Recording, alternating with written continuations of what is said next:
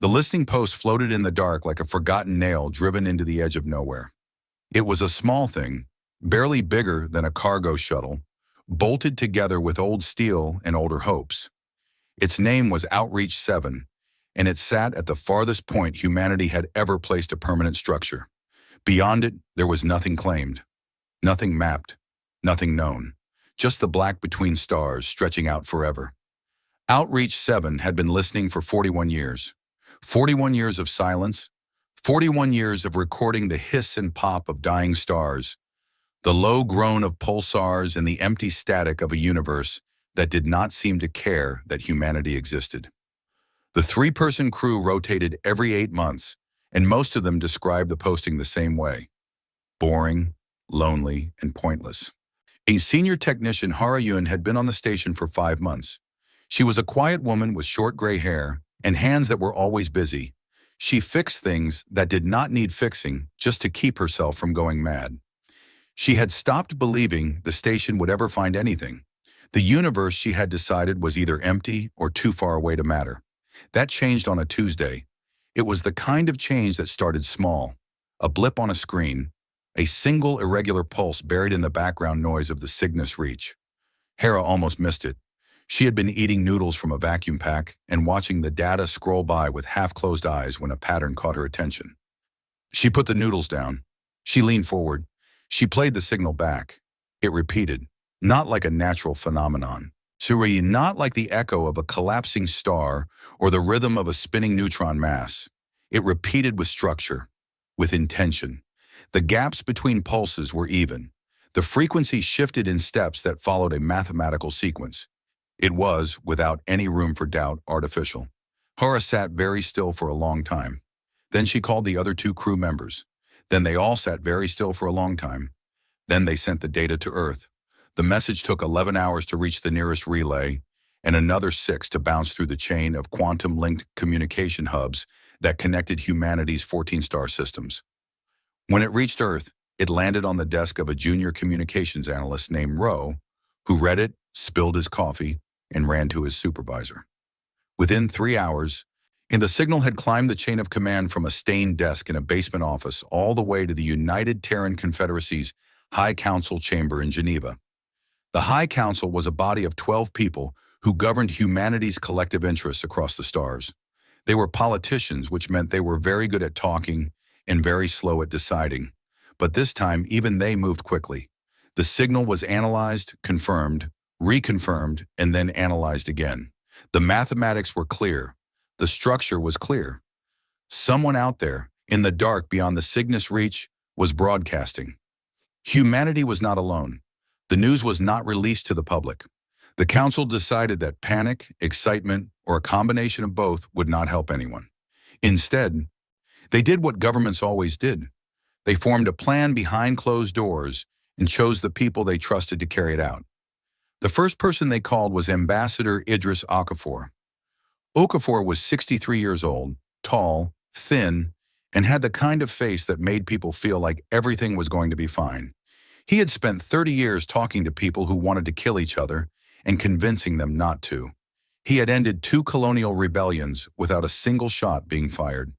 He had brokered the Kepler Accords, which brought 3 warring human factions into a trade alliance that still held 12 years later. If there was a living human being who could talk to an alien civilization and not make things worse, it was Idris Okafor. He was sitting in his garden on New Carthage when the call came. He listened to the council's briefing, asked 7 precise questions, and then said yes. He packed a single bag. He kissed his husband goodbye. He boarded a shuttle and was off-world within 4 hours. The second person the council contacted was Admiral Lena Vasquez. Vasquez was a different kind of tool for a different kind of problem. She was 51, compact, and carried herself like a blade that had been sharpened too many times. She commanded the UTC's 4th Expeditionary Fleet, 62 warships built for deep space patrol and rapid response. She had fought in the Belt Uprising, the Proxima Insurrection, and the short, ugly war on Tannhauser Gate. She had never lost a battle and never started one. Her soldiers loved her because she brought them home alive. Her enemies feared her because she was very good at making the alternative to peace look terrible. Vasquez received her orders aboard her flagship, the heavy cruiser Ironclad, while it was docked at Titan Station near Saturn. She read the briefing twice, the first time with professional interest, the second time with something that might have been worry, though she would never have admitted it. Her orders were clear. She was to escort Ambassador Okafor to the source of the signal. She was to provide security.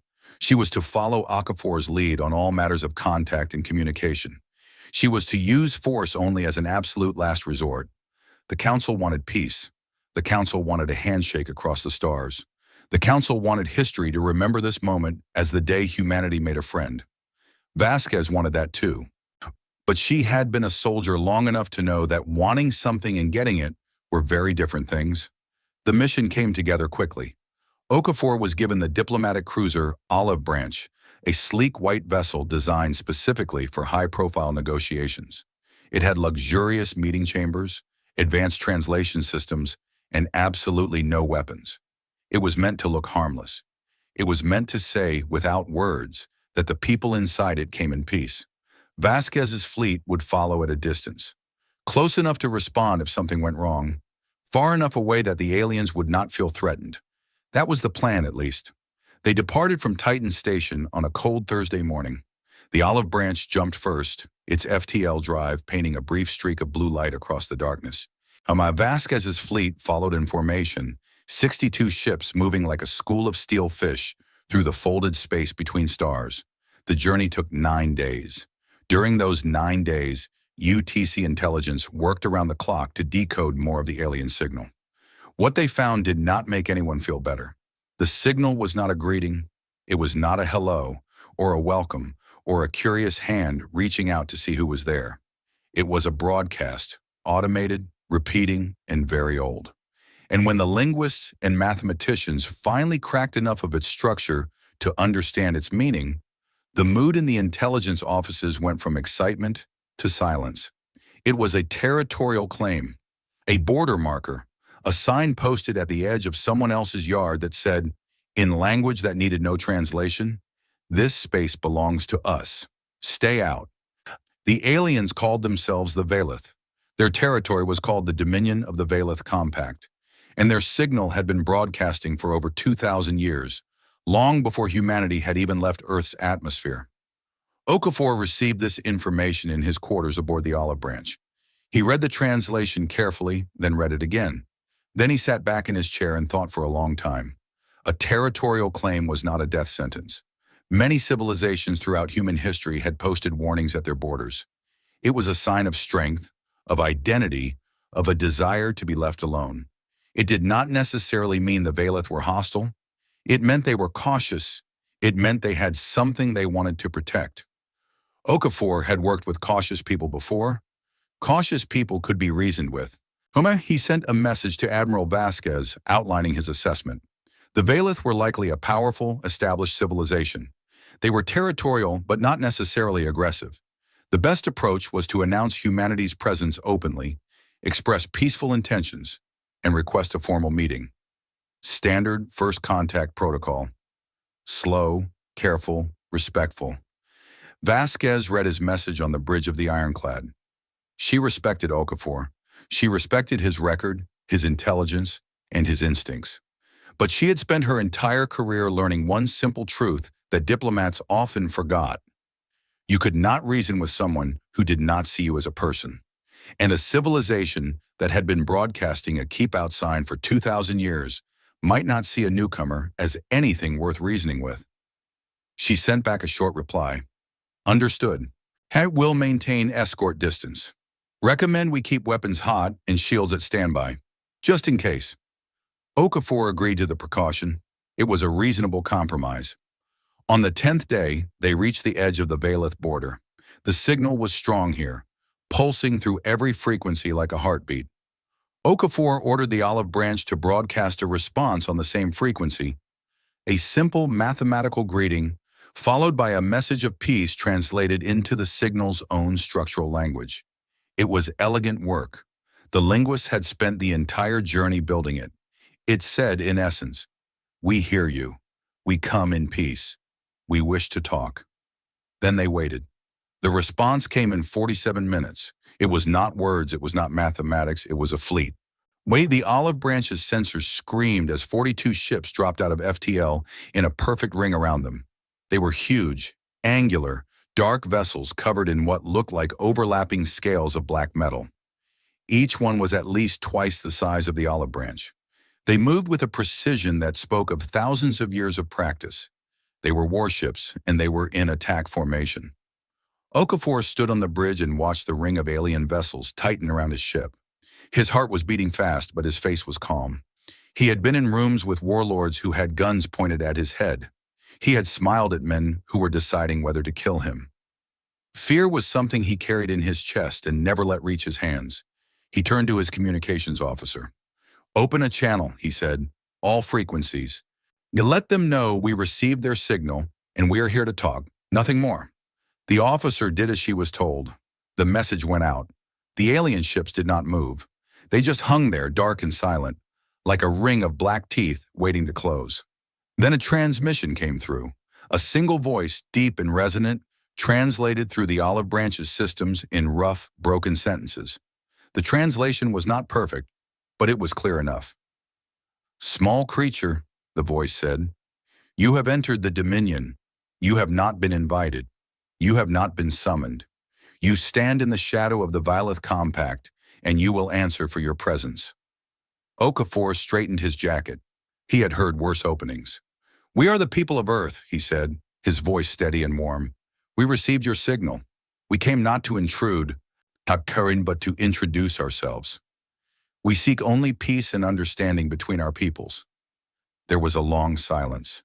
Then the voice came again, and this time there was something in it that Okafor did not like. It was amusement.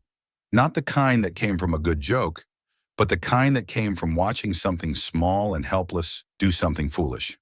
"Peace," the voice repeated, as if tasting the word and finding it strange. "You speak of peace. You do not know what that word means here.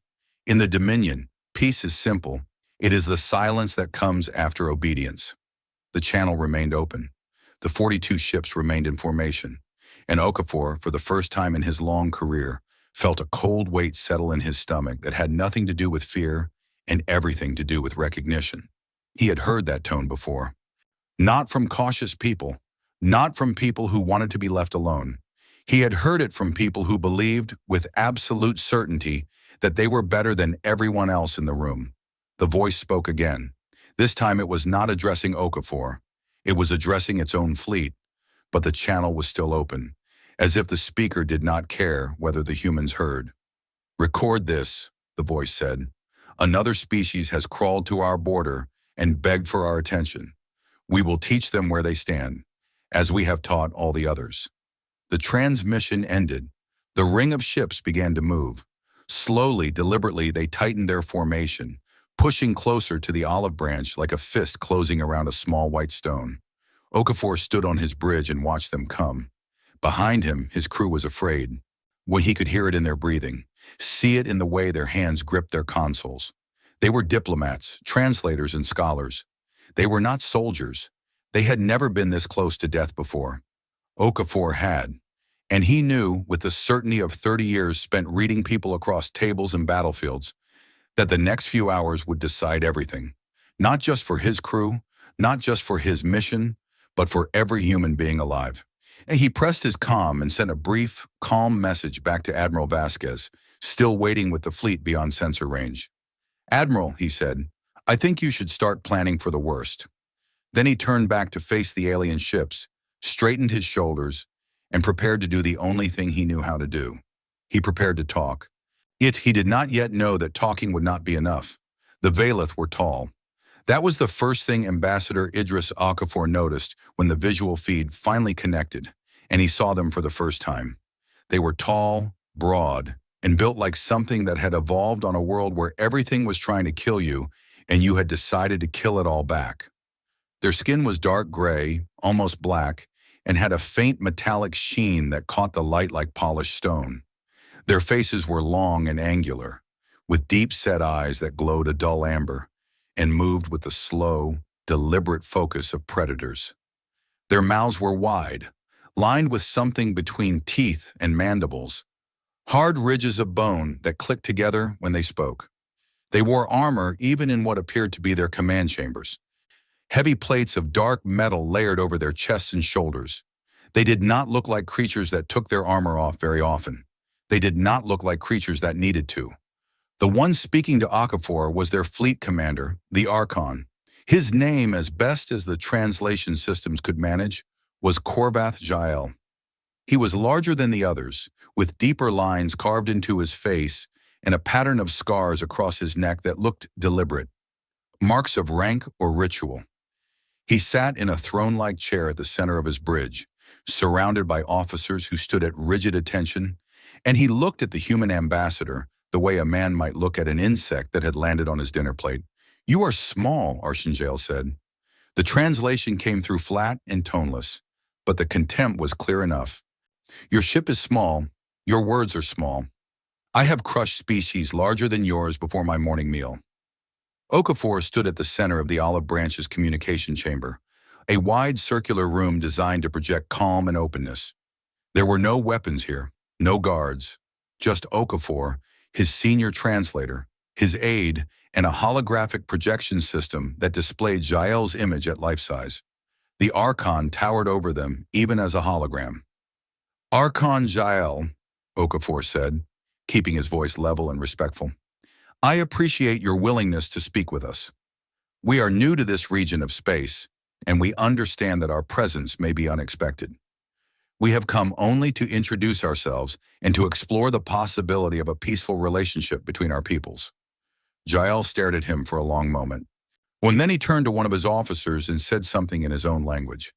The officer made a sound that the translator struggled with before settling on the closest human equivalent. Laughter. Deep, rumbling laughter. "Peaceful relationship," Jael repeated, turning back to Okafor. The words sounded wrong in his mouth, like they were concepts he had never been asked to consider. "You do not understand where you are, small creature. Let me explain it to you, since your kind is clearly young and ignorant." He leaned forward in his throne, and the hologram shifted with him, his amber eyes boring into Okafor from across the void. "The Valeth Compact has ruled this region of the galaxy for 6,000 years. 6,000 years. Your species was still living in mud huts and hitting each other with rocks when we built our first fleet.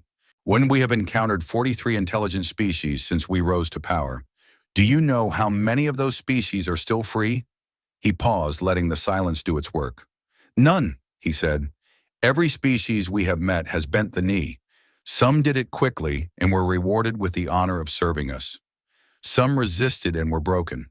A few refused entirely, and they no longer exist. That is the law of the Dominion. That is the only law that has ever mattered. The strong rule, the weak serve. There is nothing else." Okafor listened to every word. He did not interrupt. He did not flinch. He had heard speeches like this before, from warlords on distant colonies, from rebel leaders drunk on their own power, from petty dictators who believed their strength made them right. The words were always the same, only the scale changed.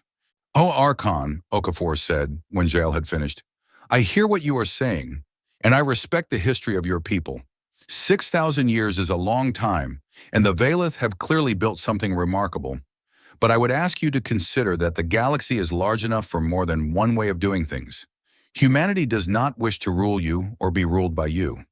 We wish to stand beside you as equals, to trade, to learn from each other, and to build something that benefits both our peoples." He paused and then added, with the faintest hint of a smile, "We are small, as you say, but we have found that small things can sometimes be surprisingly useful." Jael did not smile. The concept might not have existed in his culture. He studied Okafor with those burning amber eyes, and for a moment the ambassador thought he saw something flicker there. Curiosity, perhaps, or the faintest crack in the wall of absolute certainty. Then the crack closed. "You are amusing," Jael said. "I will give you that. Your courage is unusual for a lesser species. Most of them are already on their knees by now, weeping and begging." He straightened in his throne. "But courage does not change the facts. You have entered the Dominion without permission. You have not knelt. You have not submitted your genetic profiles for cataloging. These are offenses, and they will be answered. Okafor's translator, a young woman named Priya Sharma, leaned close to his ear. Sir, she whispered, genetic cataloging. Our intelligence briefing flagged this. It is a Valith practice where subject species provide biological samples that are used to engineer control mechanisms, chemical compliance agents tailored to a species' biology. It is, functionally, a form of genetic slavery. Okafor's expression did not change, but something hardened behind his eyes. He had been willing to be patient. He had been willing to absorb insults and condescension.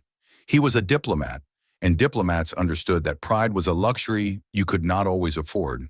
But there were lines, and genetic slavery was a line so far beyond acceptable that it was not even visible from where he stood. Archon Jael, he said, and now his voice carried a different weight. Still calm, still measured, but with a foundation of steel beneath the warmth. I must be clear about something. My humanity will not submit to genetic cataloging. We will not kneel. These are not negotiating points. They are facts. What I am offering you is an alternative, a relationship built on mutual respect rather than dominance. I believe this would benefit the Valith as much as it would benefit humanity. The bridge of the olive branch was very quiet. Every member of the crew was watching the hologram, watching Jael's face for some sign of how the Archon would respond to the first species in 6,000 years that had said no to him while looking him in the eye. Jael's mandibles clicked together slowly. Once, twice, 3 times. It was a gesture Okafor could not read, but it made the Valith officers on the screen shift uncomfortably. You refuse, Jael said. It was not a question. I offer an alternative, Okafor corrected gently. There is no alternative. There has never been an alternative. You kneel, or you are unmade. That is the choice. That is the only choice. Then I respectfully decline both options and propose a third. Jael stared at him. The clicking of his mandibles stopped. The bridge behind him went very still. Then the Archon did something unexpected. He stood up. He was enormous. Even through the hologram, Okafor could feel the physical weight of him, the raw biological authority of a creature that had been designed by evolution and refined by technology to dominate everything around it. Jael's armor caught the light of his bridge as he stepped forward, and his voice dropped to something low and dangerous. You propose, he said, a third option. Third, let me show you what I think of your third option. He turned to one of his officers and spoke a single word. The olive branch shuddered. It was not a hit, not a direct one. It was a glancing blow, a low-yield energy weapon fired from one of the Valith destroyers at the edge of the formation. It struck the olive branch along its starboard side, shearing through the communications array, peeling back hull plating like the skin of a fruit, and venting 3 compartments to the vacuum of space. The bridge lurched. Consoles exploded in showers of sparks. The lights went red. Okafor was thrown sideways into the railing and felt something crack in his ribs. Priya Sharma hit the floor hard and did not get up immediately. Alarms screamed from every direction.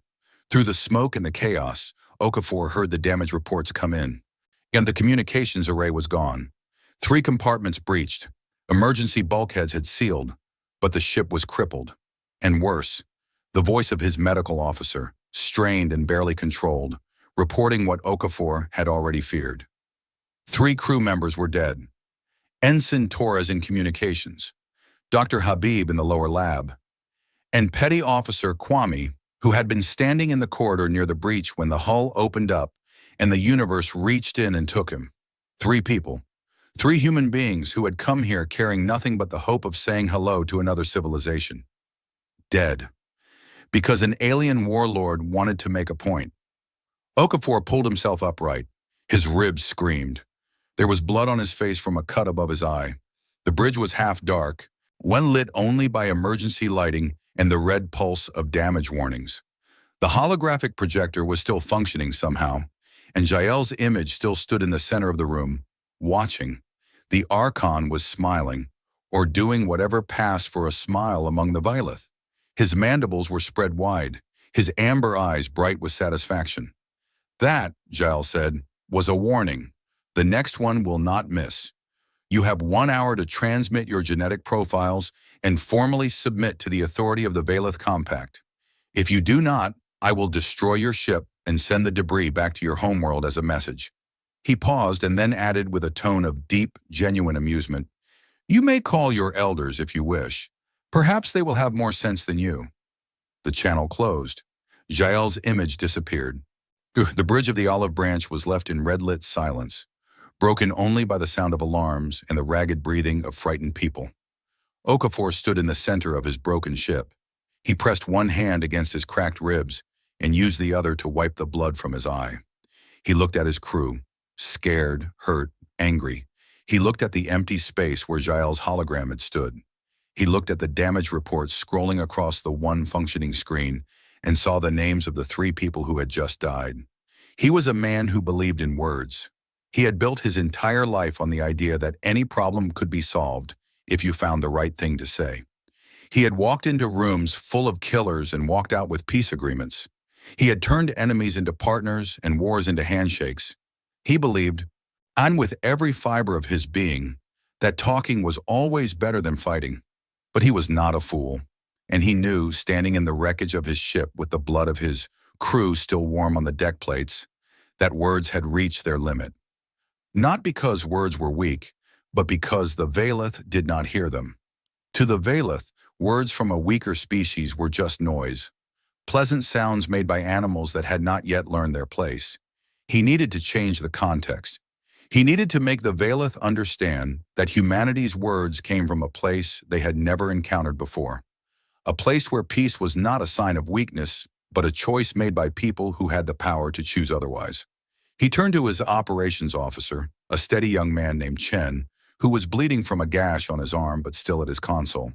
Chen, Okafor said, "is the backup transmitter functional?" Chen checked. "Yes, sir.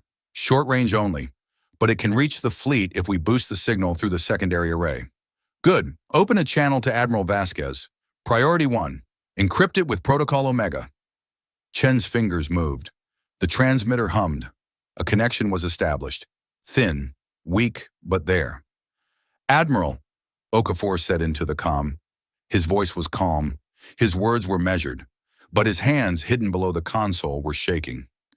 "This is Ambassador Okafor aboard the Olive Branch. Talks have failed. The Valeth have fired on our ship. 3 of my crew are dead. They have given us 1 hour to submit to what amounts to genetic enslavement." He paused, took a breath, and then said the words that would change history. "I am invoking Protocol 7. Send everything." The line was quiet for exactly 3 seconds. Then Admiral Vasquez's voice came back, and it was perfectly steady, perfectly controlled, and colder than space itself. "Understood, Ambassador. Hold position. Help is coming." The line went dead. Okafor lowered his hand from the comm and turned to look through the cracked viewport of his bridge. Outside, the 42 Valeth warships sat in their ring of black metal, patient and smug, waiting for humanity to kneel. Far away on the bridge of the heavy cruiser Ironclad, Admiral Lena Vasquez turned to face her crew. Every officer on the bridge was looking at her. They had all heard the transmission. They all knew what Protocol 7 meant. Vasquez did not waste time on speeches. She had never been good at them, and there was no time for them now. Or she turned to her communications officer, a veteran named Okonkwo, and said 6 words. "Wake up the Erebus Nox." Okonkwo's eyes went wide. He had served under Vasquez for 7 years and had never seen her invoke that name. He had heard rumors about it, the way every sailor in the fleet had heard rumors. A ship so large it had been built inside a moon. A weapon so powerful it had been classified above the clearance level of most admirals. A thing that was never supposed to be used because using it meant that everything else had already failed. He entered the command codes with steady hands and sent the signal. Somewhere in a place that existed on no public star chart, something very large and very old began to wake up. Back on the Olive Branch, Ambassador Okafor stood on his broken bridge and waited. His ribs ached. Yet with the names of his dead crew burned in his mind.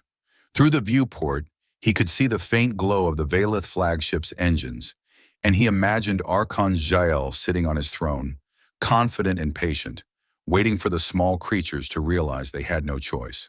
Okafor had made a career of giving people choices. He had always believed that every conflict had a solution that did not involve bloodshed. He still believed that. But he also understood something that pure pacifists often did not. Sometimes, before you could give someone a choice, you had to make them understand that you had one too. The Valeth did not know what was coming.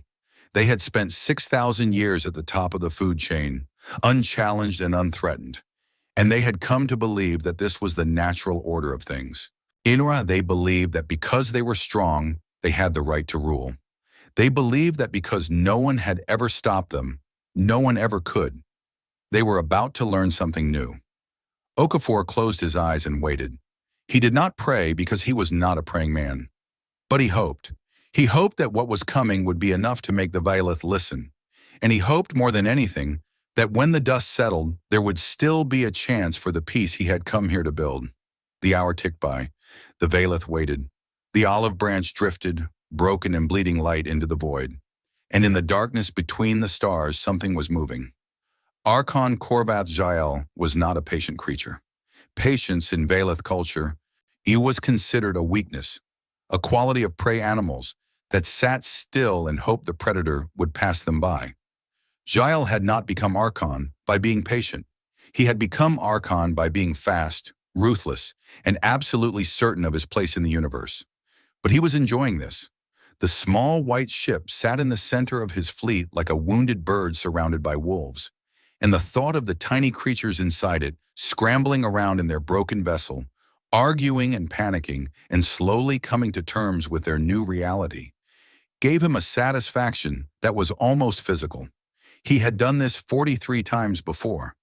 Not him personally, his predecessors, his civilization, the long chain of Archons stretching back 6,000 years.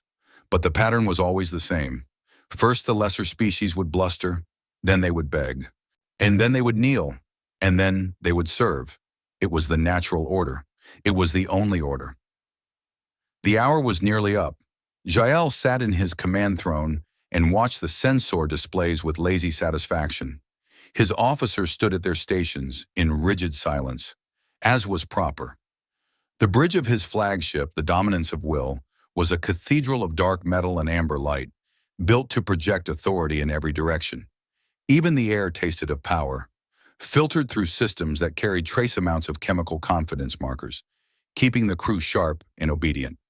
Archon, his communications officer, reported, "The human vessel has transmitted a signal. Short range, directed away from our fleet, encrypted."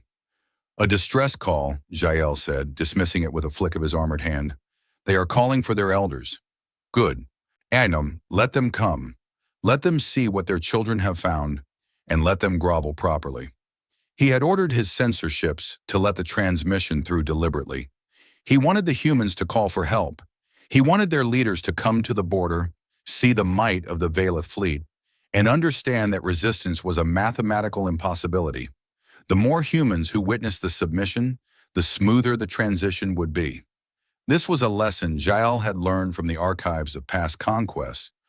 Break the spirit of the leadership, and the body of the civilization follows. He turned to his second-in-command, Subarshan Taeth. She was younger than him by a century, sharp-featured and careful, with the analytical mind that Jael sometimes lacked. For he valued her because she thought about things he considered beneath his attention. Things like logistics, supply chains, and the feelings of lesser species. She was soft in his opinion, but useful. "Taeth," he said, "begin preparing biological cataloging protocols for a new species. Bipedal, carbon-based, oxygen-breathing. I want the processing teams ready when their leaders arrive to submit." Taeth inclined her head. "Yes, Archon." She paused.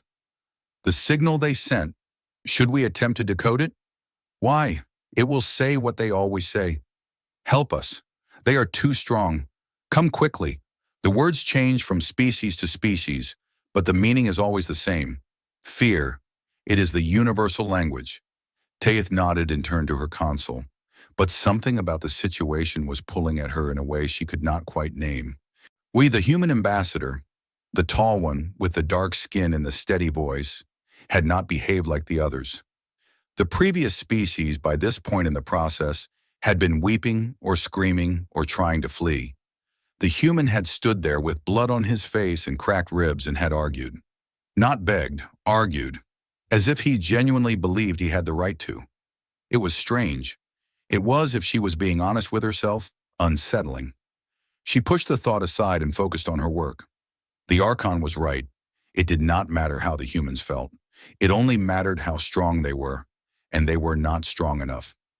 53 minutes into the 1-hour deadline, the sensors picked up an approaching fleet. The Valeth detection arrays were the finest in the known galaxy.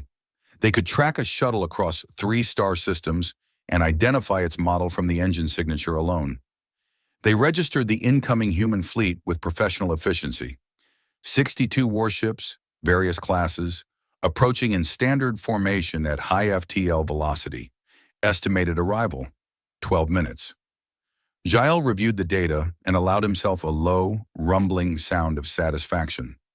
The human fleet was larger than the white ship had suggested, but it was nothing remarkable. 62 ships against his 42 might have been a concern if the ships were Valeth class. But they were not. They were small, primitive things, dangerous in the way that a swarm of insects was dangerous, but ultimately manageable. His fleet could handle them without breaking formation. "Ah, let them come," he said again, louder this time so the entire bridge could hear. "Let them see us. Let them count our ships and measure our guns and do the math.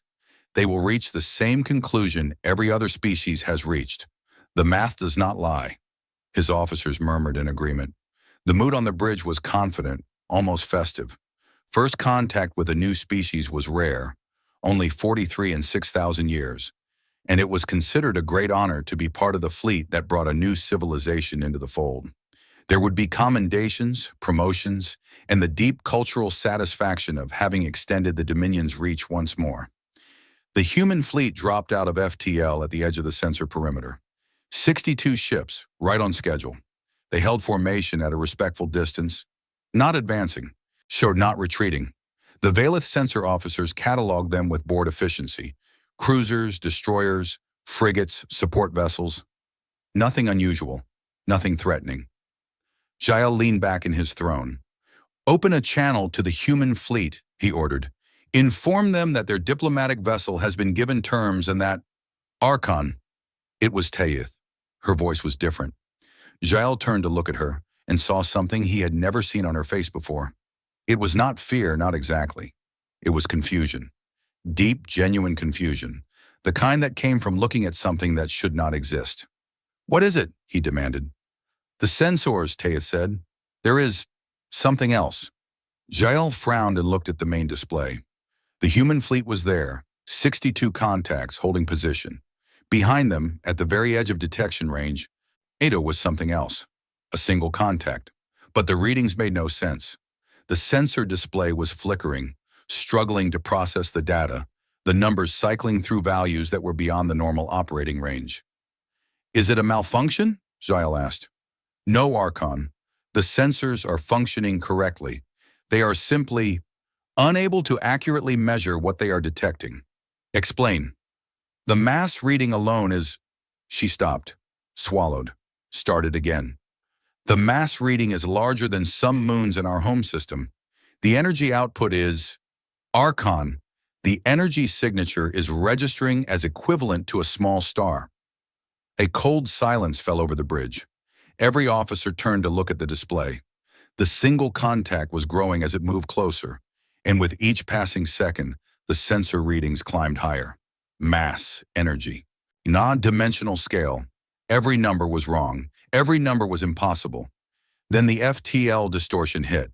It washed over the Valeth fleet like a wave, a ripple in the fabric of space itself that made every sensor array on every ship in the formation overload simultaneously. Warning alarms screamed. Display screens cracked. 3 sensor drones at the perimeter of the fleet simply went dark, their systems fried by the sheer magnitude of the distortion. It was as if someone had thrown a stone the size of a planet into the pond of local space, and the waves were still spreading. On the dominance of will, the bridge went red. Officers shouted, systems rebooted, and through the chaos, Archon Jael gripped the arms of his throne and stared at the main viewport as something emerged from the distortion and became visible to the naked eye. The UTS Erebus Knox dropped out of FTL like a god stepping through a doorway. It was 27 kilometers long, 27 kilometers of dark, angular hull plating that seemed to absorb light rather than reflect it. Its surface was layered in adaptive nano-armor that shifted and rippled like the skin of something alive, constantly adjusting, constantly analyzing its environment. Its bow was broad and flat, like the head of a hammer, and along its flanks ran weapon batteries that stretched for kilometers, rows upon rows of turrets, launch tubes, and energy projectors that looked less like guns and more like the fingers of a clenched fist. It dwarfed the Valeth fleet, not in the way a large ship dwarfs a small one, in the way a mountain dwarfs a pebble, in the way an ocean dwarfs a puddle. The 42 Valeth warships, which had seemed so vast and imposing just moments before, now looked like scattered toys floating in the shadow of something that should not have been built by mortal hands. The human fleet reformed around the Titan like an escort. 62 warships that would have been any other civilization's greatest military achievement, reduced to an honor guard for the thing that moved between them. The bridge of the dominance of will was silent. Not the silence of confidence, the silence of creatures who had just seen the ground shift beneath their feet. "Archon," Teyeth said, and her voice was barely above a whisper. "Full scan results are in." Jael did not respond. He was staring at the viewport, his mandibles frozen, his amber eyes locked on the shape that filled the sky like a new constellation. Teyeth reported anyway. "Mach 27.3 kilometers in length, mass consistent with a heavy planetoid. Power output exceeds anything in our records by a factor of 40. Hull composition, unknown alloys, at least 3 materials we have never encountered. Weapon systems. We count over 8,000 individual weapon emplacements. Shield harmonics. We cannot penetrate them with our scanners. They are operating on frequencies we do not have the technology to read." She paused. "Archon, that ship could destroy this entire fleet in a single engagement. Our models give us a survival probability of less than 2%. Jael said nothing. His hands were still on the arms of his throne. His claws had dug grooves into the metal. On the bridge of the Erebus Knox, Admiral Lena Vasquez stood at the center of a command deck that could have housed a small town. The bridge was circular, tiered, and staffed by over 300 officers working in precise, quiet coordination. Holographic displays filled the air with data, fleet positions, weapon statuses, shield readings, and a real-time tactical map that showed every Valeth ship as a small red dot surrounded by a vast blue presence. Vasquez looked at the display and felt nothing in particular. She had spent her career preparing for moments like this, and preparation had a way of burning the emotion out of things. She was not excited. She was not afraid. She was focused, the way a surgeon was focused before a difficult operation, aware of the stakes but consumed by the work. "Status of the olive branch?" she asked. "Damaged but intact, Admiral. Life signs are stable. Ambassador Okafor is alive." "Good. Status of the Valeth fleet?" "Holding position. No weapons charging. They appear to be waiting." "They are thinking," Vasquez said. "That is what I want them to do." She turned to her tactical officer. "Lieutenant Commander Reyes, execute Protocol 7 broadcast." Reyes nodded and initiated the sequence. What happened next was not a message in the traditional sense. It was a data packet, a dense, compressed bundle of technical information transmitted simultaneously to every Valeth ship in the formation. It bypassed their communication systems entirely, embedding itself directly in their sensor networks through a method that the Valeth had never encountered. It was, in effect, a forced download. The data packet contained exactly one thing: the technical specifications of the Erebus Knox. Not all of them. Not even most of them. Just enough. Weapon yields, shield capacities, power output curves, armor composition ratings, drive capabilities, crew complement. And because Admiral Vasquez believed in clarity, a simple mathematical comparison showing what would happen if every weapon on every Valeth ship in the fleet fired simultaneously at the Erebus Knox's forward shields. The answer, rendered in clean numbers that needed no translation, was nothing. On every Valeth bridge in the formation, officers stared at the data as it populated their screens. The numbers were not ambiguous. The numbers did not require interpretation. The numbers said, in the universal language of mathematics, that the thing floating in front of them was beyond anything they had ever built, ever encountered, or ever imagined. The numbers said that the Valith fleet, the pride of a 6,000-year-old civilization, was not outmatched. It was irrelevant. On the dominance of will, Sub-Archon Taeth read the data 3 times. Then she turned to the Archon. "Archon," she said, and her voice carried the careful weight of someone delivering news that could end the world. "This data is accurate. Our own sensors confirm it independently. Their specifications match what we are detecting." Giles' mandibles were clicking rapidly, a sign in Valith body language of extreme agitation. He had been an Archon for 112 years. He had commanded fleets that burned cities and broke nations. He had never, in all that time, encountered a problem that could not be solved with sufficient force. He was encountering one now. "It is a trick," he said, "a projection, a hologram. Our mass sensors do not detect holograms, Archon. That ship is real, it is there, and it is everything the data says it is." Giles stood. He stood because sitting felt like submission, and Korvath Giles did not submit. He paced the bridge, his heavy boots striking the deck plates like a heartbeat, and his officers watched him with eyes that had gone from confident to uncertain, to something very close to afraid. "We are the Valith Compact," he said, and his voice was loud now, filling the bridge with authority he was pulling from somewhere deep and desperate. "We have ruled for 6,000 years. We do not kneel. We do not retreat. We do not—" "Archon," the communications officer interrupted, and the interruption itself was so unusual that it silenced the entire bridge. "The human ship, the large one, it is transmitting."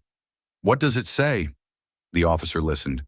Then he looked at Jael with an expression that the Archon could not read, because it was an expression no Valith had ever needed to make before. It was the expression of someone who had just realized that the universe was much larger than they had been told. "It says nothing, Archon. It transmits no words, no demands, no threats. It is simply broadcasting its own designation, over and over, on all frequencies." "Its designation?"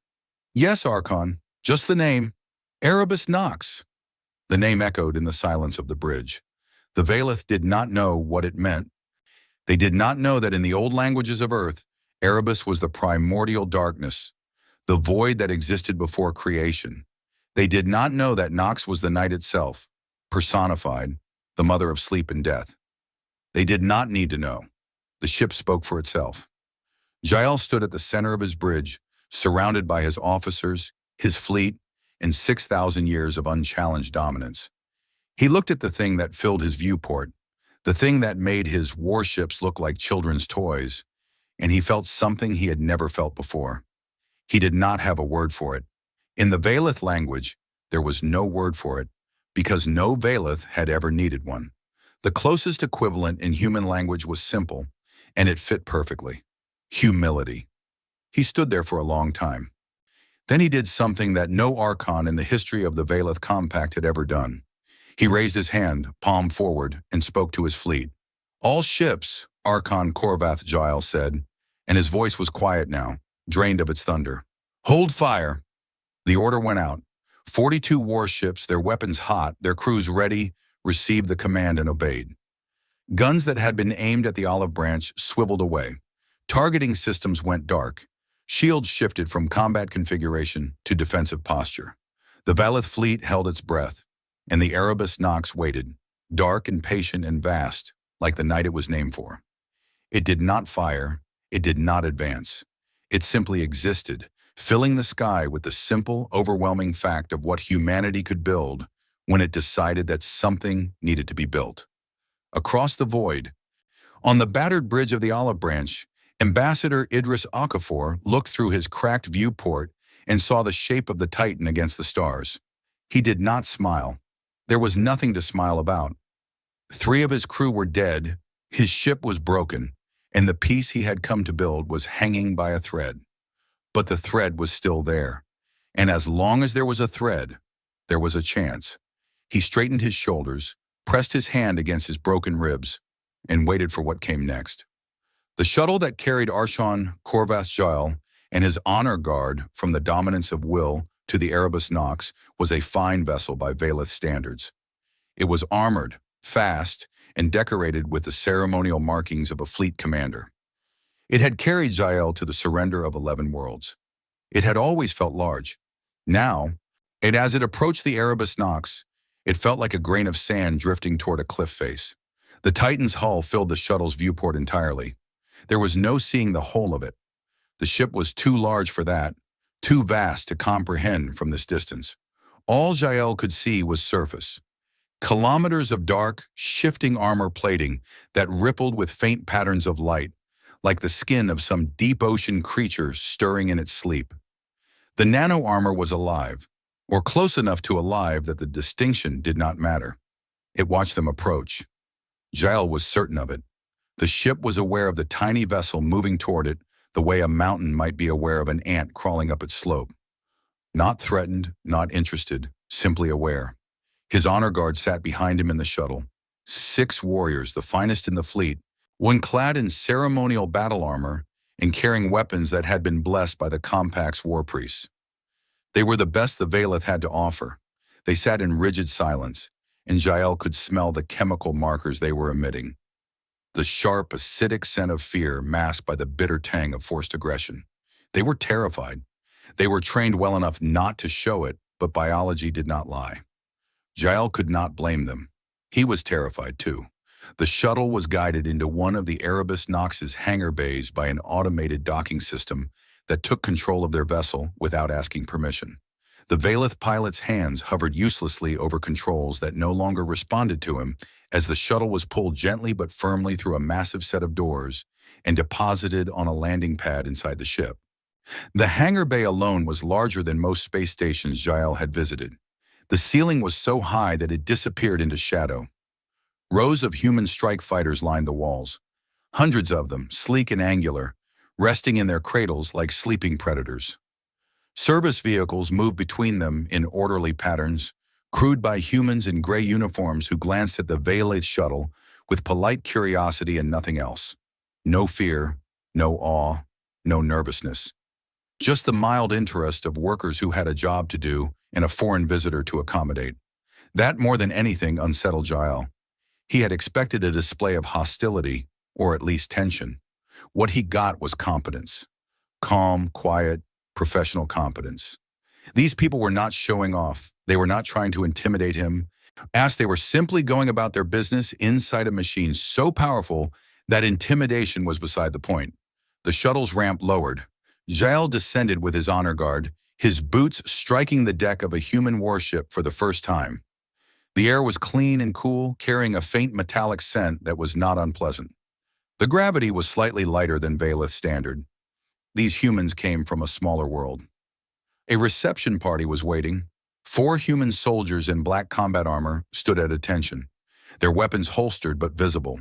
They were small by Valeth's standards.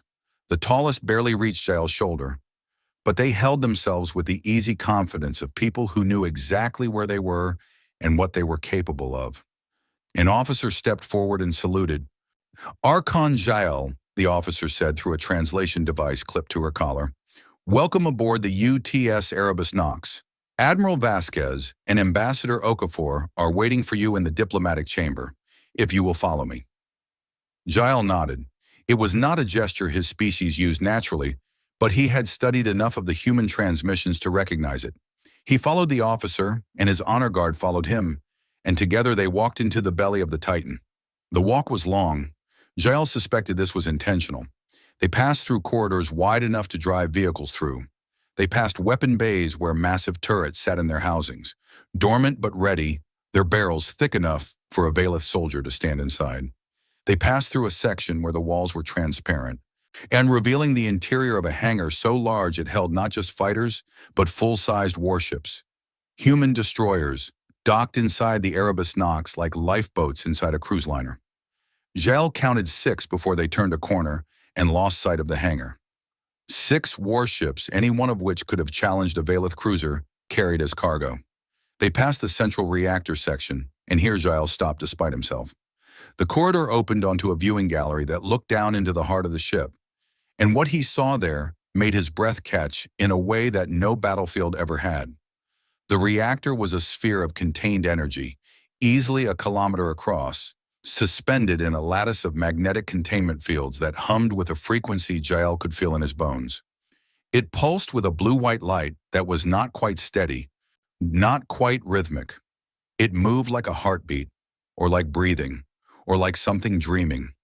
The energy readings his implants were picking up were beyond anything the Valeth had achieved in 6,000 years of research. "This way, Archon," the officer said politely, and Jael realized he had been standing still for nearly a minute, staring. He moved on, but the image of that reactor stayed in his mind, burning like an afterimage behind his eyes. His people had built great things. They had raised empires, conquered worlds, and bent the laws of physics to serve their will. But they had never built anything like that. They had never even imagined anything like that. The diplomatic chamber was at the center of the ship, deep within its most protected section. It was a large circular room with a high ceiling and soft, indirect lighting that cast no harsh shadows. The floor was polished to a mirror shine. At the center of the room was a table, simple, rectangular, made of dark wood. Real wood, Jael noted, from a tree, an organic material shaped by hand, placed at the heart of the most advanced war machine in the galaxy. He did not know what to make of that. Admiral Lena Vasquez stood on one side of the table. She was smaller than Jael had expected, compact, lean, with short dark hair, and eyes that assessed him with the clinical precision of someone measuring a potential threat. She wore a simple uniform, no ceremonial armor, no decorations beyond a handful of rank insignia.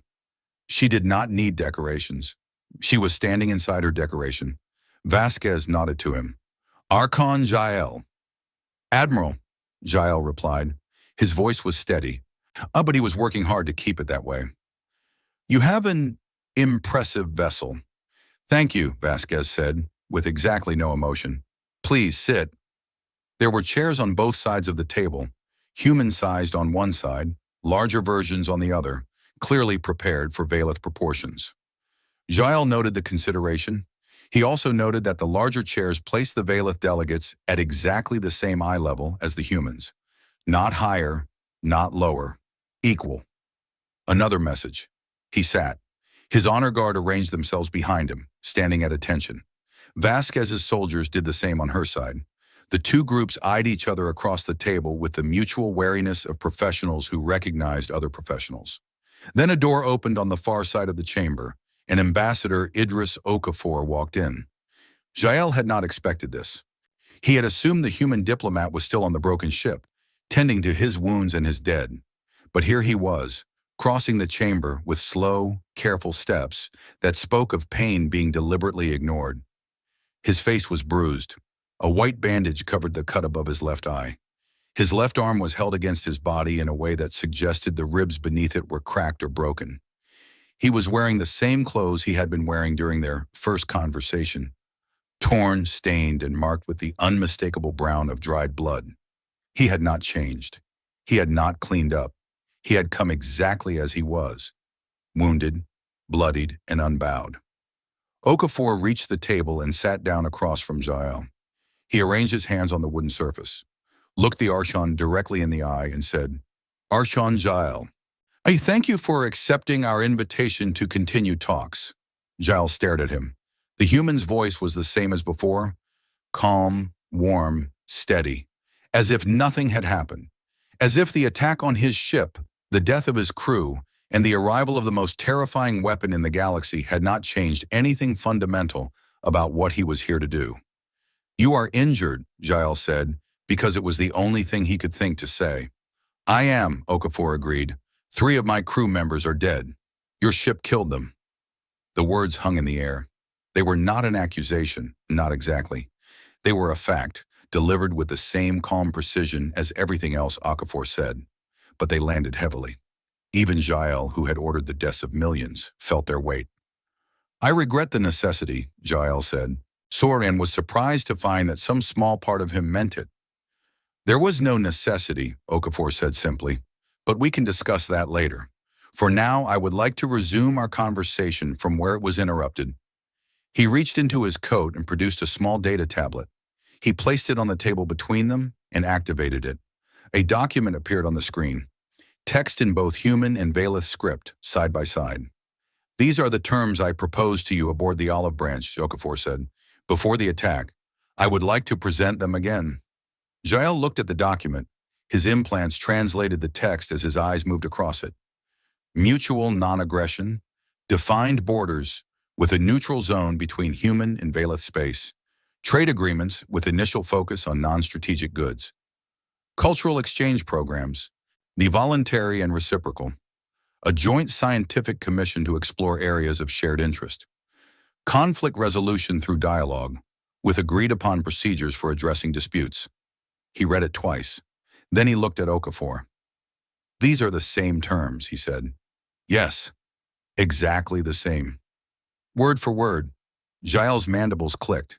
He looked at the document again, then at Okafor, then at Admiral Vasquez, who stood behind the ambassador like a shadow made of patience and steel. "I do not understand," Jael said, and the admission cost him more than he would ever admit to anyone. "You bring this." He gestured broadly, encompassing not just the room but the ship, the fleet, the impossible weapon that surrounded them. "You bring all of this. And then you offer me the same terms you offered when you had nothing?" "We did not have nothing before," Okafor said. "We had the same thing we have now, a desire for peace. The ship around us did not change what we want. It only changes whether you believe we mean it." Jael leaned back in his oversized chair. In 6,000 years, the Valeth had perfected the art of negotiation through strength. The stronger party dictated terms. The weaker party accepted them. This was clean, efficient, and natural. But the humans were doing something he had never encountered. They were the stronger party, overwhelmingly, absurdly, impossibly the stronger party, and they were offering terms that a weaker party would offer, terms of equality, terms that gave away the very advantage they held. "Why?" he asked. It was a simple question, but it contained everything. Okafor studied him for a moment. Then he spoke, and his voice was quiet, as if he was sharing something personal. "Archon, I have spent my life talking to people who believed that power gave them the right to take what they wanted. Some of those people were from my own species. Humans have not always been good to each other. We have fought wars that killed billions. We have committed acts of cruelty that we will never fully make up for. We know what it means to use strength as a weapon against the weak because we have done it ourselves. Many times." He paused, letting that settle. "We built the Erebus Nox because we understood something about ourselves, that we are capable of terrible things when we are afraid or angry, or when we convince ourselves that our strength makes us right. This ship was not built for you. It was built as a reminder to us, a reminder of what we could become if we ever stopped choosing to be better." He met Jael's eyes. "I am offering you these terms because they are right. Not because we are weak, not because we are afraid of you, but because peace between equals is the only kind of peace that lasts. I have seen what happens when one side dominates the other. It does not end. It festers. It breeds resentment, rebellion, and eventually war. I do not want that for your people or for mine." He gestured at the bandage on his face, the blood on his clothes. 3 of my crew died today because your civilization believes that strength is the only thing that matters. I am sitting across from you, in pain, in a ship that could turn your entire fleet into vapor, and I am telling you that strength is not the only thing that matters. I am offering you something your people have never been offered before, the chance to be something other than conquerors, the chance to meet someone as an equal." The room was silent. Even the guards on both sides had stopped their quiet, professional breathing and gone still. Jael sat with those words for a long time. He was not accustomed to processing ideas that did not fit the framework he had lived inside for his entire life. The Valeth worldview was simple. The strong ruled, the weak served. It was elegant in its clarity. It had worked for 6,000 years. But sitting in this room, in this impossible ship, across from a wounded man who was offering him kindness backed by the power to destroy him, Jael felt the framework crack. Not break, not shatter. Or just crack. A thin line running through a wall he had thought was indestructible. He turned to Taeth. She was standing behind him with the honor guard, and her expression was carefully neutral, but her eyes were bright with something that might have been hope. She had always been the soft one, the one who questioned the old ways quietly, in private, where no one could hear. Now she was watching her Archon sit across from an alien who was saying things she had never dared to say herself, and she was waiting to see what he would do. "Taith," Jael said, "your assessment." She stepped forward. "The terms are generous, Archon, more generous than anything we would offer in their position. The military analysis is clear. Their ship is beyond our capability to match. Refusing these terms would mean conflict. And conflict would mean destruction. But beyond the military reality," she paused, choosing her words with care, "these terms offer the compact something it has not had in 6,000 years, a relationship with another species that is not built on subjugation. I believe this is worth exploring." Jael grunted. He turned back to Okafor. "Your peace," he said. "If I accept it, what guarantees do I have?" "The same guarantees I have," Okafor said. "Your word and mine, backed by the understanding that breaking them would be costly for both of us. And if the compact chooses to expand into space that is not yours, other regions, other species, then those are decisions for the compact to make. And they are not part of this agreement. We are defining the relationship between humanity and the Valeth, nothing more and nothing less." Jael considered this. The human was not trying to reform the compact. He was not demanding that the Valeth change their ways or abandon their empire. He was simply drawing a line and saying, "On this side, we are equals. What you do on your side is your business."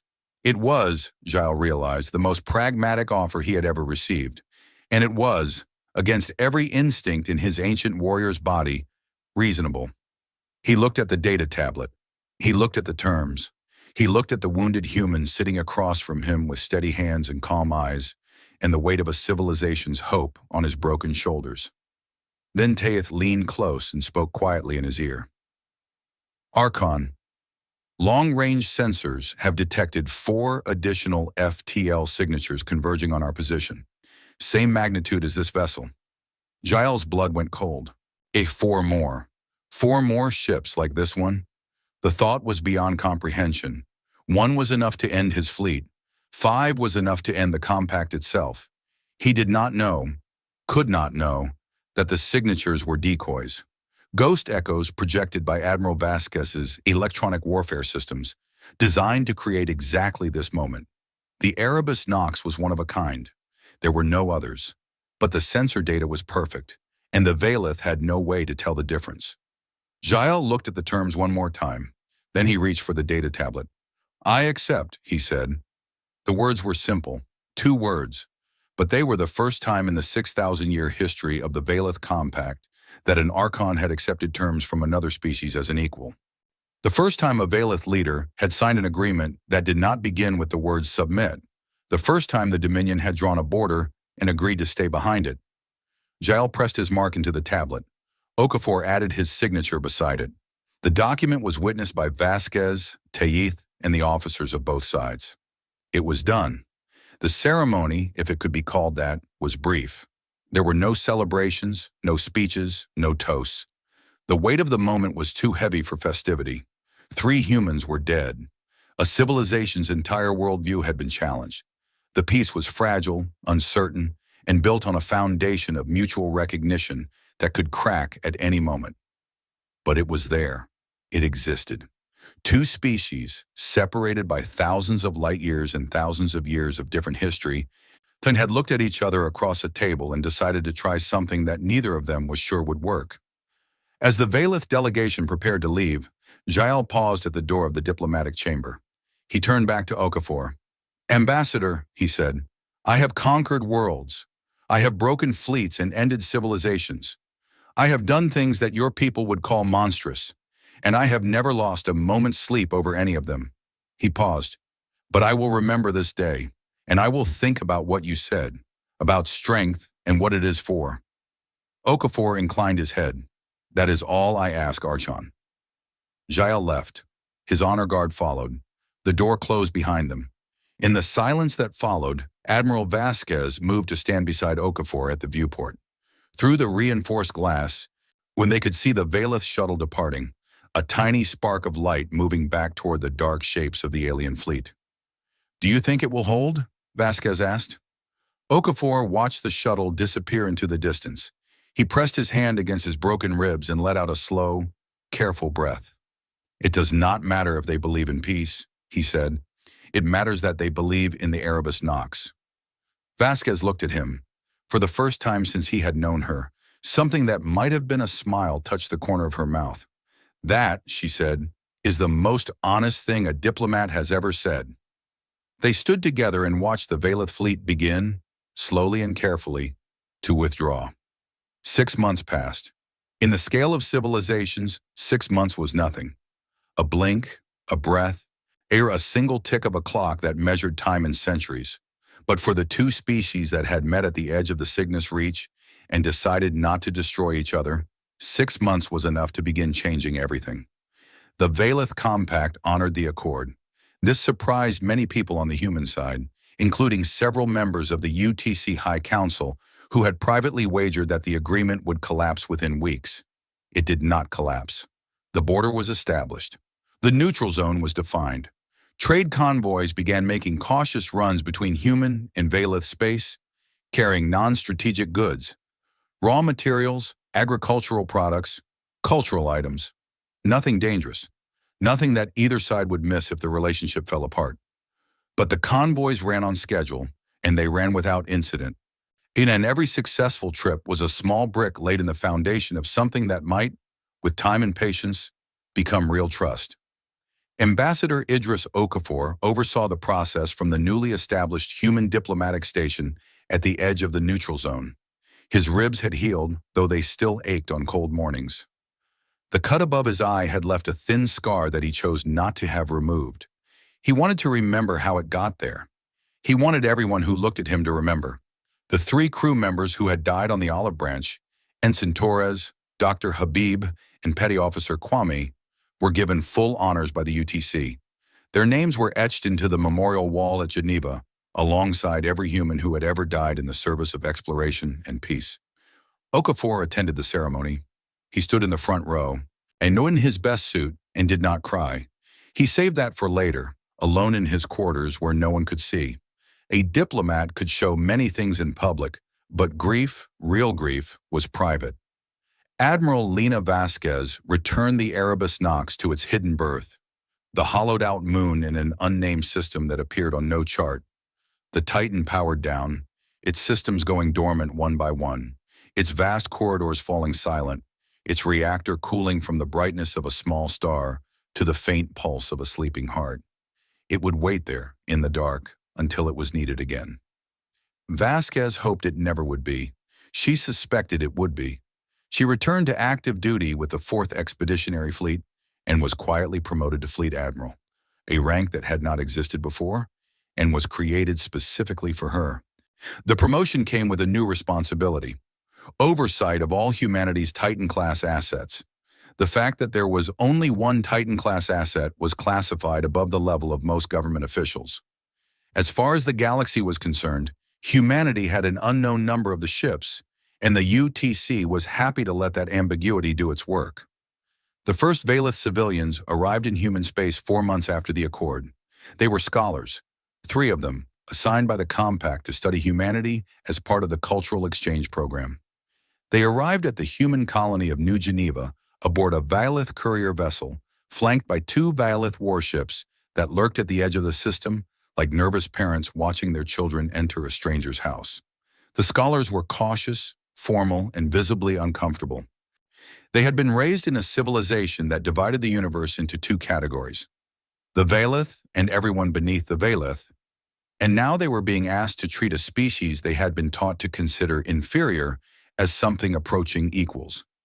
It was, for them, like being asked to take a fish's opinion seriously. Their training said one thing, the accord said another, and the memory of the Erebus Nox, which hung over every interaction like a vast and silent shadow, said something else entirely. The lead scholar was a female named Cathara Voss. She was old by Valeth standards, nearly 500 years, and had the sharp, impatient mind of someone who had spent centuries cataloging the galaxy's species and filing them into neat categories of superiority and inferiority. Humanity did not fit her categories. This bothered her enormously. They are chaotic, she reported back to the compact after her first month of observation. Their social structures are fragmented. They argue constantly.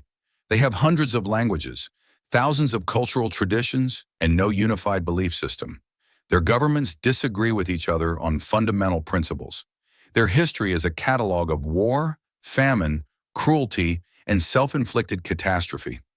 By every metric the compact uses to evaluate species potential, they should have destroyed themselves centuries ago. She paused in her report, and when she continued, her voice carried the bewildered frustration of a scientist whose data refused to support her hypothesis. And yet they built the Erebus Nox. They built a machine that exceeds anything we have created in 6,000 years of focused, a unified effort. They built it while arguing with each other, while fighting each other, while being by every objective measure a complete mess. I do not understand how this is possible. I do not understand these creatures at all. Her report was read by many officials in the Valeth Compact, including Sub-Archon Tayeth, who had been appointed as the Compact's first ambassador to humanity. Tayeth read the report, smiled slightly, and filed it alongside her own growing collection of observations about the strange, contradictory, infuriating, and oddly admirable species that the Compact had stumbled upon. Tayeth had moved to the Neutral Zone diplomatic station, where she worked across the corridor from Ambassador Okafor. Their relationship was professional, careful, and marked by the slow, uncertain process of two people from vastly different worlds trying to find common ground. Okafor was patient with her. He had been patient with warlords. An alien diplomat was comparatively easy. They had dinner together once a week, a practice Okafor had suggested as an informal way to build rapport. The meals were awkward at first. Valeth food was largely protein-based and served raw, while human food was cooked, seasoned, and varied in ways that bewildered Valeth digestion. They settled on a compromise. Each week, one of them chose the menu, and the other ate whatever was served without complaint. It was, Okafor reflected, a reasonable metaphor for the entire diplomatic relationship. During one of these dinners, 3 months into her posting, Tayeth asked the question that had been burning in her mind since the day she had stood on the bridge of the dominance of will and watched the Erebus Nox emerge from folded space. "Ambassador," she said, setting down her utensil, a two-pronged tool that she used with the delicate precision of a surgeon, "I must ask you something. It is a question that the entire compact is asking, and no one has been willing to put it into words." Okafor looked up from his meal. "Of course. The Erebus Nox," Tayeth said. "You built it before you knew we existed, before you knew any alien civilization existed. Your species had never made contact with another intelligent race when construction of that vessel began." She paused. "Who was it for?" Okafor set down his fork. He looked at Tayeth for a long moment, and when she saw something in his eyes that she had not expected. Not pride, not shame, but a deep and complicated sadness. "That is not a question for me," he said. "That is a question for Admiral Vasquez." Tayeth asked Vasquez the same question the following week during a strategic review meeting at the diplomatic station. Vasquez was not a woman who wasted words, and she did not waste them now. "Ourselves," Vasquez said. Tayeth blinked. "I do not understand." "The Erebus Nox was built as a deterrent," Vasquez said. "Not against aliens, against us, against humanity. We built it because we looked at our own history and saw what we were capable of when we turned on each other.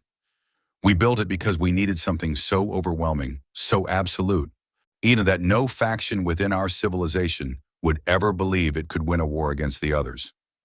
We built it to make human-on-human war impossible by making the consequences unthinkable." She met Tayeth's eyes. "You asked who it was for. It was for the worst version of ourselves, the version that we are always afraid might come back." Tayeth returned to her quarters that evening and did not sleep for 3 days. She had spent her entire career studying lesser species, cataloging their weaknesses, their failures, their inevitable submission to Valeth superiority. She had never encountered a species that frightened her, The Valeth were the apex. That was simply how it was.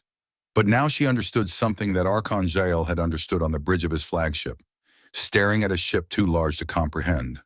Humanity was not frightening because of what they could build. They were frightening because of why they built it. A species that looked at its own capacity for destruction and said we need to build a weapon against ourselves was a species that understood violence at a level the Valeth had never reached. The Valeth used violence as a tool, applied outward against the weak. Humans carried violence inside them like a disease they had learned to manage but never cured, and the Erebus Nox was the medicine. Not gentle, not kind, but effective. A species like that could not be conquered, not because they were too strong, though they were, but because they had already fought the worst enemy they would ever face, and that enemy was themselves, and they were still standing.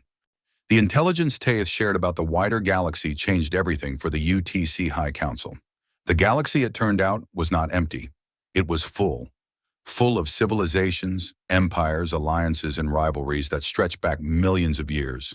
The Valeth Compact, for all its 6,000-year history, was a regional power at best, dominant in its corner of the galaxy, but unknown or irrelevant in others. There were older empires, larger federations, and species so advanced that even the Valeth spoke of them in whispers. And there was a pattern, a single repeating pattern that ran through the history of every civilization the Valeth had encountered or heard rumors of. The strong dominated the weak. Empires rose and fell. Species were conquered, enslaved, absorbed, or destroyed. The galaxy operated on a principle as old as life itself. Power determined everything, and mercy was a luxury that no one could afford. Humanity had entered a galaxy that ran on fear. Every civilization either held the whip or felt it. There was no middle ground. There was no third option, until now. The UTC High Council convened an emergency session in Geneva to determine humanity's path forward. The session lasted 9 days and became, by all accounts, one of the most heated debates in the history of human governance. The Hawks spoke first. They wanted to build more Titans. They wanted to expand aggressively, claim territory, and establish humanity as a dominant power before someone else decided to test them. The galaxy was dangerous, they argued. The Valeth had been a warning. The next species might not be willing to talk. The only way to survive in a galaxy built on fear was to be the thing that everyone else was afraid of. The Doves spoke next.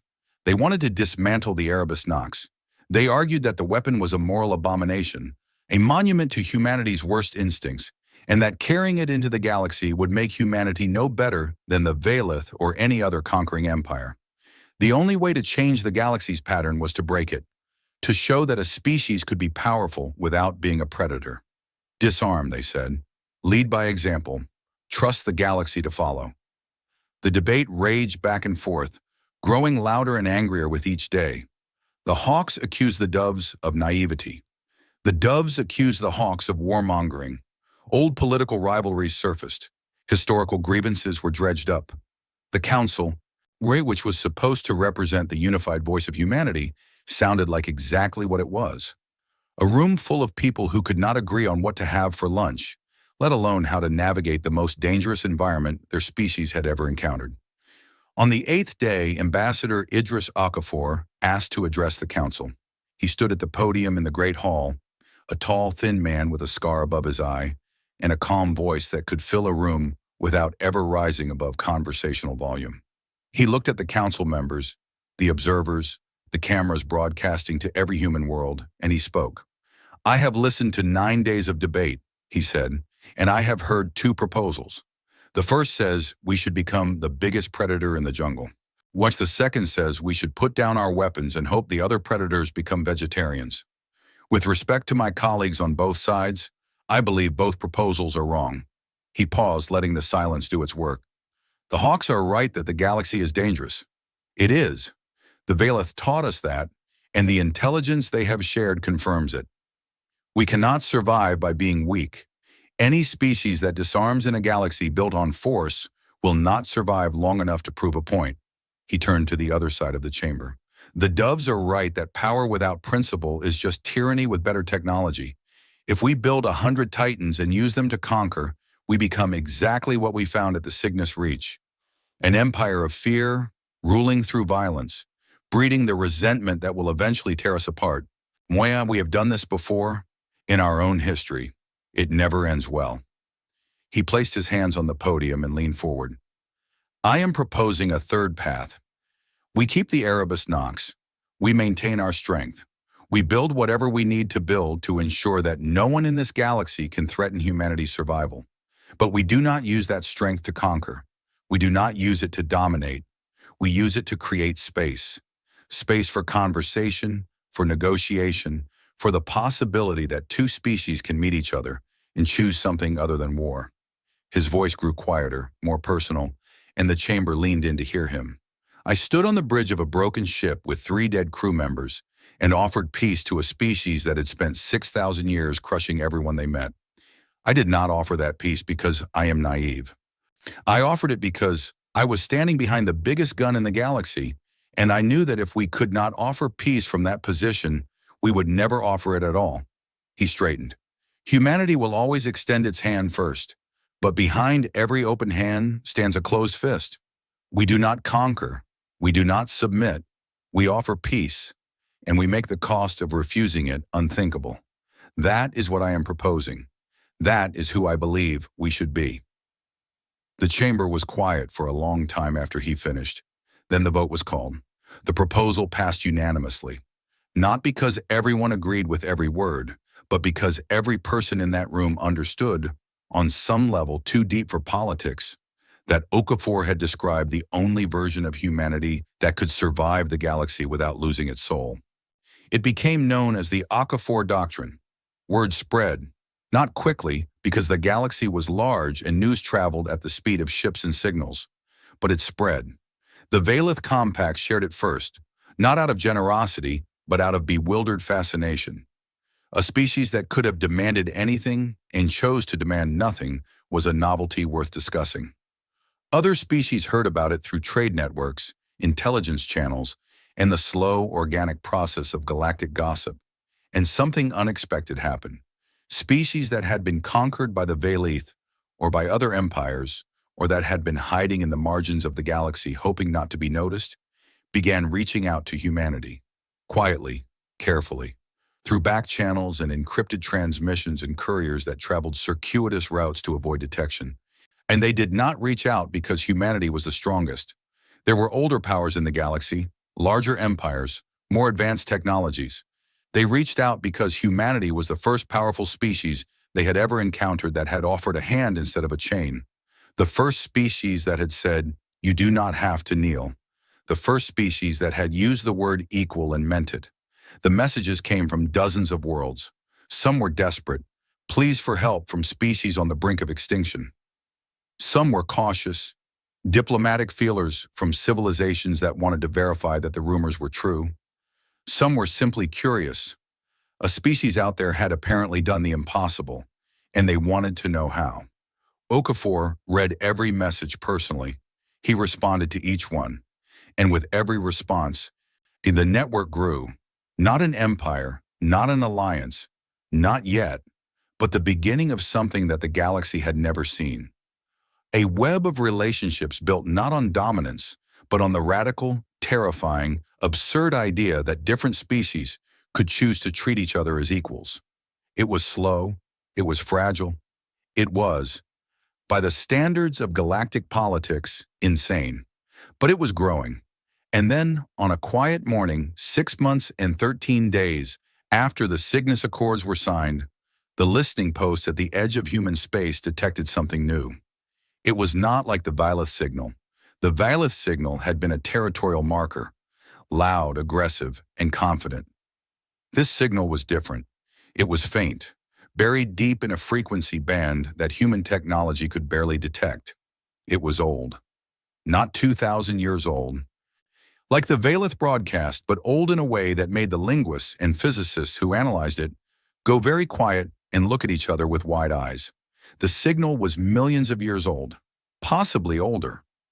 It had been traveling across the galaxy for so long that it had been stretched and distorted by the expansion of space itself. Decoding it took weeks of work by the best minds humanity had. When the translation was complete, it was delivered to Ambassador Okafor and Admiral Vasquez simultaneously in sealed files marked with the highest classification the UTC possessed. Okafor opened his file in his office at the diplomatic station. He read the translation. He read it again. Then he sat very still and stared at the wall for a long time. The message was a distress call. Not from a ship, not from a planet. So from an entire civilization.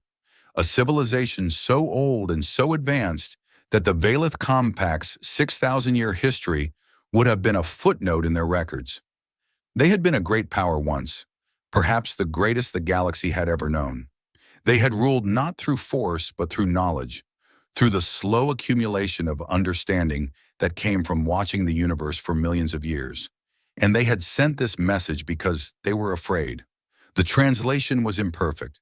The language was ancient and strange, built on concepts that human minds struggle to hold.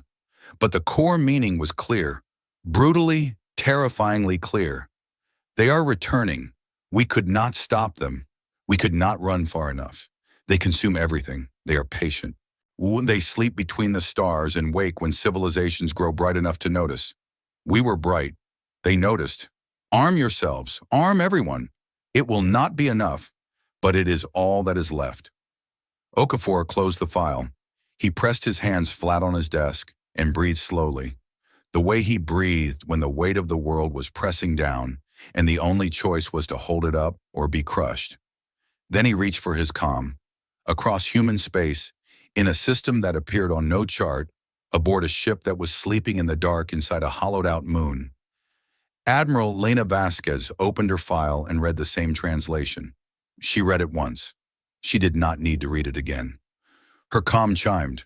Okafor's voice came through, calm and steady as always, but with an edge beneath it that she had only heard once before, on the day the olive branch was hit. "Admiral," he said, "I think we need to talk." "I agree," Vasquez said. She was already walking toward the command center, her boots echoing in the empty corridors of the moon base. Around her, dormant systems were beginning to hum as her authorization codes brought them online one by one. "I will contact the Valeth," Okafor said, "and every other species that has reached out to us. If this message is real, this is not a problem for humanity alone." "Agreed," Vasquez said. "I will start on our end." She reached the command center and placed her hand on the activation panel. Deep beneath her feet, in the heart of the moon, something vast began to stir. Power systems engaged. Reactor cores brightened. 27 kilometers of dormant Warship began to wake, its systems cycling from sleep to standby to active with the slow, inevitable momentum of a tide coming in. "Ambassador," Vasquez said, "one more thing." "Yes?" "The Okafor Doctrine. Extend the hand first. Make the cost of refusing it unthinkable." She paused. "I think we are about to find out if it works on a galactic scale." Okafor was quiet for a moment. Then he said, "It has to, Admiral, because if it does not, I do not think there is a scale large enough for what comes next." The comm went silent. Okafor began making calls. Vasquez began giving orders. And in the dark between the stars, the Erebus Nox opened its eyes. The hand was extended. The fist was closed. And humanity, messy and fractured and brave and foolish, we walked forward into a galaxy that was about to need them more than anyone had ever imagined. The night was old. The darkness was deep. And somewhere, far away, something was waking up.